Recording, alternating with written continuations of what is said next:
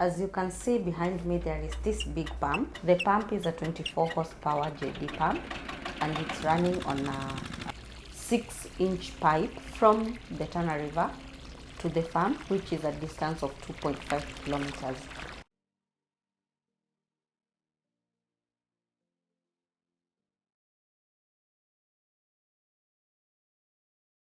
We have paddocks or blocks. They are around 20 by 25 meters. And in these blocks, we are going to irrigate them because we intend to irrigate every block separately.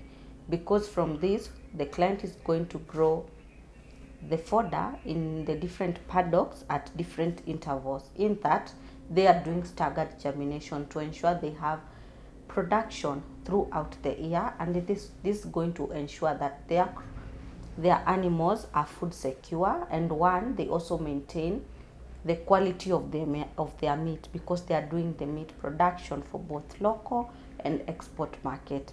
And with this type of investment, that is the irrigation system, to be precise, furrow irrigation system that our team is working on, is going to ensure that they achieve all this, because one, they will have consistent supply of water from the Tana River to the farm every day when they need the water. And with the help of the pump that they are running, it's going to be able to achieve this, and we are going to irrigate the farm in blocks. Enjoy the views as our team is working. As you walk around the farm, you can see that you are doing a good job. These paddocks, the type of irrigation we are doing here, is ideal for any farmer who intends to do furrow irrigation for fodder production or for grass for your livestock. And this is ideal in either Kajiado County, Garissa County, Tana River County, or any asol area where they intend to do this, and you have access to water that is running free flow water, maybe from a river, from a lake. It's going to be ideal for you to be able to produce this. And you can talk to us at Aqua Hub Kenya to be able to give you this service. You're going to map out your land, help you with the designs and also the installations.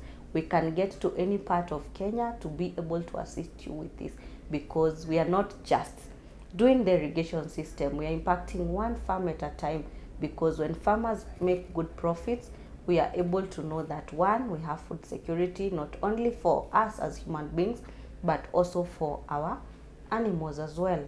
And this ensures that we both impact the society in bigger ways and make our profits better.